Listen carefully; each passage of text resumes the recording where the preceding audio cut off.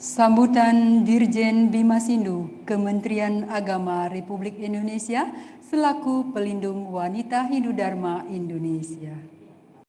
Baik, terima kasih. Om Swastiastu, Om Waigamastu, Namo Sidam. Mohon maaf tadi saya di-unmute ya, nggak bisa bicara. Yang disucikan Pandita Pinakita, Romo Mangku Wasi, dan para suci yang meskipun tidak hadir pada acara hari ini, saya lihat tadi, tetapi karena ini direkam ya, saya lihat, maka bisa saja nanti beliau akan melihat dan mendengarkan rekaman acara ini. Yang kita hormati bersama dan kita banggakan bersama, Ibu Menteri Pemberdayaan Perempuan dan Perlindungan Anak, Ibu Igusti Ayu Bintang Darmawati Puspayoga, SEMSI, yang terhormat Penasehat PHDI, Ketua Umum Pengurus Harian Parisada Hindu Dharma Indonesia Pusat, Bapak Maijen TNI Purnawirawan Wisnu Bawatenaya, yang kami hormati dan kami banggakan, Ketua Umum PHDI, Ibu Insinyur Prataya B. Kencanawati Suisma, serta Sekjen WHDI, Ibu saya Wikanti Yogi, yang sangat kami hormati. Juga tentu saja para pengurus wanita Hindu Dharma Indonesia se-Indonesia yang kami cintai dan kami banggakan. Tentu saja tak lupa kami sampaikan selamat datang, selamat bergabung juga yang kami hormati seluruh tamu undangan dan hadirin yang berbahagia. Pertama, tentu saja patutlah kita panjatkan puja dan pujiastuti kehadapan Ida Sang Hyang Widiwasa Tuhan Yang Maha Esa, karena kita masih bisa bertemu, berkumpul, meskipun melalui daring atau online pada pagi hari ini. Apalagi kita juga harus memanjatkan puji kehadapan Ida Sang Hyang Widi karena dalam pandemi COVID yang masih belum menunjukkan tanda-tanda melandai atau menurun ini, kita semua masih mendapatkan kesehatan, sehingga kita masih bisa menjalankan acara ini dalam keadaan sehat. Ibu-ibu yang sangat saya banggakan, ya, saya sengaja hari ini ingin hadir live ya melalui Zoom. Saat diminta apakah mau membuat video, saya rasa saya lebih baik bicara langsung, karena dengan demikian saya bisa lebih santai, kemudian saya bisa menatap satu persatu ya para ibu-ibu se-Indonesia ini. Ya. Ini acara yang luar biasa, saya kira ini kesempatan yang baik bagi saya selaku Direktur Jenderal Bimbingan Masyarakat Hindu, sekaligus perkenalkan diri kepada ibu-ibu semua, dan juga saya mencoba mengenali satu persatu para ibu yang hadir pada acara hari ini. Sebagian saya sudah kenal, sebagian masih belum. Ya, mohon maaf ya karena belum bisa mengenali semuanya, tapi saya lihat semua memberikan nama serta jabatannya. Ada dari WHDI Kepri, ada NTT dan seterusnya ya. Terima kasih sekali atas kesempatan baik ini sehingga kita bisa bertemu. Ibu-ibu sekalian, tadi saya lihat satu persatu dari sekitar 156 itu, ya, ternyata hanya saya saja yang keluar gambarnya sebagai laki-laki tadi. Ya. Saya lihat lagi, ada nggak yang namanya saja atau fotonya? Ternyata ada satu lagi, yaitu adminnya Pak Ketum PHDI tadi. Yang lainnya semua ibu-ibu. Ini luar biasa sekali, ibu-ibu semangatnya sangat membanggakan. Ya, sungguh apresiasi yang setinggi-tingginya patutlah kita berikan kepada wanita-wanita Hindu di Indonesia yang tergabung dalam Wanita Hindu Dharma Indonesia ini. Ibu-ibu semua yang saya banggakan, saya melihat bahwa memang WHDI ini haruslah menjadi pusat perhatian dan pembinaan umat kita. Mengapa demikian? Karena sesungguhnya di sanalah epicentrum persoalan yang sekaligus juga menjadi solusi bagi pembinaan umat kita. Kita tahu bahwa wanita adalah tiang keluarga. Kalau wanita-wanita Hindu berkualitas, maka berkualitas jugalah keluarga-keluarga Hindu kita. Ya. Dan kemudian akan berdampak pada berkualitasnya umat Hindu kita secara keseluruhan. Kalau wanita-wanita Hindu kita unggul, maka keluarga-keluarga Hindu kita unggul, dan SDM Hindu juga akan unggul. Itu juga ketika wanita-wanita Hindu kita bahagia dan sejahtera, maka keluarga-keluarga kita akan bahagia dan sejahtera, dan akan bahagia dan sejahtera pula lah umat Hindu kita. Kalau itu terjadi, maka keluarga-keluarga Sukinah akan terus bermunculan dan selesai sudahlah pembinaan umat Hindu kita di Indonesia. Ini tentu akan sangat membanggakan kita semua.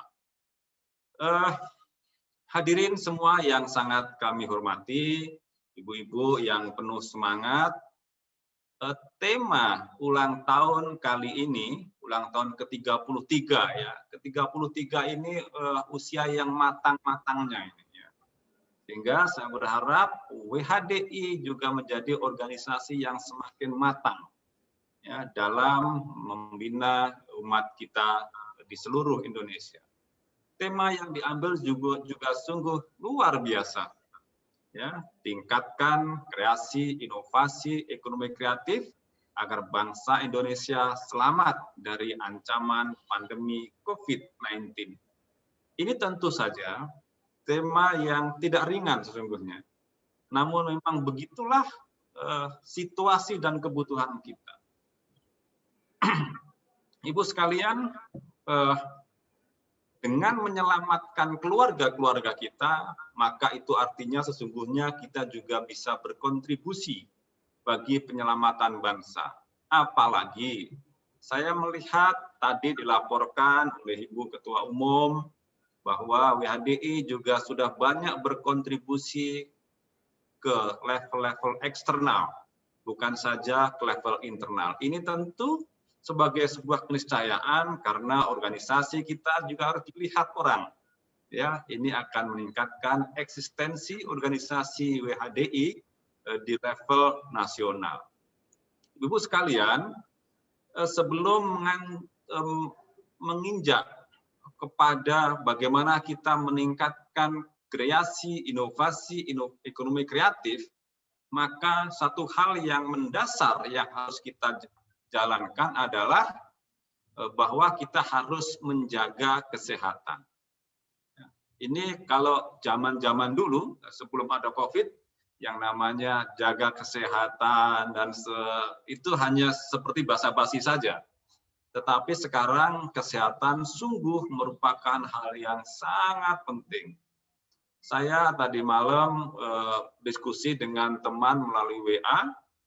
Saya terenyuh ketika setelah kita membuat rencana-rencana panjang itu, kemudian teman saya ngomong begini, Mas, kalau nanti pandemi ini selesai dan kita selamat dari pandemi ini, maka kita akan segera lakukan langkah-langkah itu. Ini mengingatkan kepada kita bahwa kita semua punya peluang untuk tidak selamat dari pandemi ini. Oleh karena itu, kita harus sangat berhati-hati. Barangkali sudah banyak kawan-kawan kita, mungkin saudara juga, kerabat, ya, yang sudah terkena, ada yang sembuh dan ada yang meninggal. Nah, ini menjadi perhatian. Ya, jadi tolong, mari kita betul-betul menjaga protokol kesehatan. Ibu-ibu sekalian, bahwa virus ini memang sulit kita hindari karena virus ini tidak kasat mata. Ya, kita tidak tahu ya, ada di mana virus ini, apakah di tangan kita sudah ada virus, apakah di badan kita sudah ada virus. Kita tidak tahu karena kita tidak merasakan sama sekali. Bahkan ada yang sudah terinfeksi pun tidak merasakan apa-apa, ya, atau istilahnya OTG, orang tanpa gejala, dan ini kemudian menyebar kepada orang lain, menularkan pada orang yang lebih rentan, dan akibatnya bisa berbahaya. Oleh karena itu, mari kita benar-benar secara ketat mengusahakan agar sebisa mungkin kita tidak terpapar oleh virus itu. Yang sudah berusaha dengan ketat pun masih kena, apalagi kalau kita tidak dengan ketat mematuhi protokol kesehatan. Dan satu hal yang penting, terlepas kita terkena atau tidak terkena, terpapar atau tidak terpapar COVID itu adalah mari jaga imunitas. Ya, selain menjaga kebersihan, menjaga asupan makanan, saya kira tadi Pak Ketua Umum Pengurus Harian juga sudah menyampaikan panjang lebar. Kita juga harus rajin berdoa, dan yang penting kita harus selalu berbahagia karena memang pandemi ini, ya COVID ini sangat terkait erat dengan tingkat kebahagiaan. Semakin kita bahagia, imunitas kita makin meningkat. Dan virus yang ada di badan kita, jika barangkali sudah ada, mudah-mudahan akan terkalahkan oleh imunitas itu. Ya. Lain hal kalau kita panik, ya, kita khawatir, kita stres, imunitas kita akan berkurang, dan virus akan mampu mengalahkan tubuh kita. Ini yang sangat berbahaya, dan mari kita hindari bersama. Ibu-ibu yang sangat kami banggakan, Bu Menteri yang sangat kami hormati, serta teman-teman semua, bicara tentang dampak ekonomi terhadap COVID, ini tentu siapapun sudah memahaminya. Ekonomi Indonesia yang biasa tumbuh di atas plus 5%, sekarang menjadi minus sekitar 2-3%. Bahkan yang lebih parah lagi, Pulau Bali yang selama ini mengandalkan wisata, itu menurunnya paling banyak, lebih dari minus 10%, atau sekitar 5 kali lipat tingkat keparahannya dibandingkan dengan rata-rata provinsi di Indonesia lainnya. Nah, kebetulan harus kita akui bahwa umat kita memang kebanyakan berada di Bali. Maka tentu saja kebanyakan umat kita terkena dampak ekonomi yang sangat parah itu.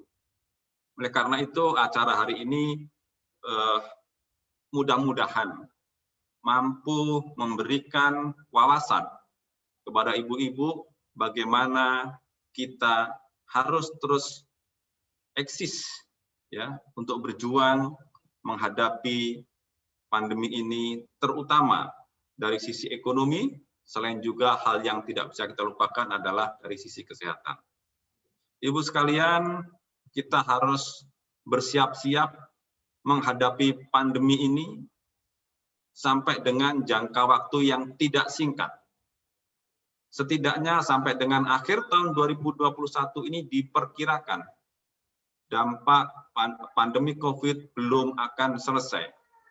Ya, bahkan mungkin bisa sampai melompat ke awal tahun depan. Oleh karena itu, kita harus bersiap diri, tidak perlu panik, ya, tidak perlu stres, tidak perlu takut, tapi mari kita jaga stamina kita, ya, kita bersiap menghadapi itu, dan kita simak nanti arahan Ibu Menteri serta isi dari webinar yang akan dilaksanakan tentang bagaimana kita harus membangun kreativitas, inovasi dengan ekonomi kreatif untuk menjalankan roda keluarga kita. Ya, karena di tangan ibu-ibu yang pintarlah, maka dapur akan tetap mengepul. Ya, seperti apapun keadaannya. Ini penting. Ya, maka saya sungguh sangat mengapresiasi acara hari ini karena saya menganggap bahwa ibu-ibu lah sesungguhnya yang menjadi titik penting dalam pembinaan umat pada masa-masa pandemi seperti ini. Ibu Menteri yang sangat kami hormati dan tentu kita banggakan bersama, selaku pelindung WHDI, maka saya, Direktur Jenderal Bimbingan Masyarakat Hindu, mohon izin untuk menitipkan WHDI sampai dengan 4 tahun mendatang kepada Ibu Menteri, ya, karena kebetulan ya tugas fungsi kementerian yang Ibu pimpin itu sangat erat bersinggungan ya dengan apa yang dilakukan oleh ibu-ibu kita. Bicara tentang perempuan, bicara tentang anak, bicara tentang pemberdayaan, maka saya yakin kalau ibu-ibu kita diberdayakan, diberikan kesempatan, diberikan kepercayaan, diberikan akses-akses, dibantu kebijakan, maka harapan saya ibu-ibu yang sangat luar biasa ini akan mampu menjalankan tugasnya, menjalankan kewajibannya dengan sangat baik. Oleh karena itu, kami sangat berpesan kepada ibu-ibu WHDI, ya, tolong jangan sampai terpisah jarak dengan Ibu Menteri. Ya. Dan juga saya minta Ibu Menteri, mohon maaf, saya memohon agar bandul kebijakan di Kementerian Pemberdayaan Perempuan dan Perlindungan Anak ini bisa ditarik lebih kencang lagi agar menyentuh umat-umat Hindu kita di seluruh Nusantara. Saya tahu dan saya yakin ya karena sudah mendapatkan informasi beberapa kali dari Ibu Menteri bahwa Ibu telah banyak berkeliling juga ke seluruh Indonesia, bukan hanya mengurusi ibu-ibu tapi juga para pemuda-pemudi kita, dan ini tentu sangat membanggakan kita semua. Oleh karena itu, mari hubungan yang baik ini terus kita jaga, kita jalin bersama, mari kita saling memberikan apresiasi. Mudah-mudahan ibu-ibu selalu bekerja sama dengan Ibu Menteri dan jajaran untuk melakukan pembinaan umat Hindu kita ke depan. Ibu-ibu sekalian yang sangat saya banggakan, Ibu Ketua Umum, Sekretaris Jenderal, dan para pengurus WHDI Indonesia, serta organisasi-organisasi yang terkait dengan wanita Hindu Dharma Indonesia, para undangan sekalian, tidak banyak yang bisa saya sampaikan. Ya, saya kira sambutan dari saya cukup sekian. Dan yang penting, saya sangat berharap semoga perayaan ulang tahun ke-33 wanita Hindu Dharma Indonesia ini akan mampu memberikan energi baru, memberikan gairah baru, memberikan semangat baru bagi seluruh komponen WHDI di Indonesia untuk ke depan membawa WHDI semakin hadir, mewarnai bahkan menjadi epicentrum pembinaan umat Hindu ke depan. Saya kira itu yang bisa saya sampaikan. Teruslah bersemangat, jaga kesehatan, tingkatkan kreativitas, dan jaga kesejahteraan, kedamaian keluarga. Mohon maaf atas segala kekurangan, mohon dimaafkan dengan seikhlas-ikhlasnya, agar kita semua selalu dalam keadaan yang berbahagia. Demikian sambutan saya akhiri dengan Paramasanti. Om Santi, Santi, Santi, Om.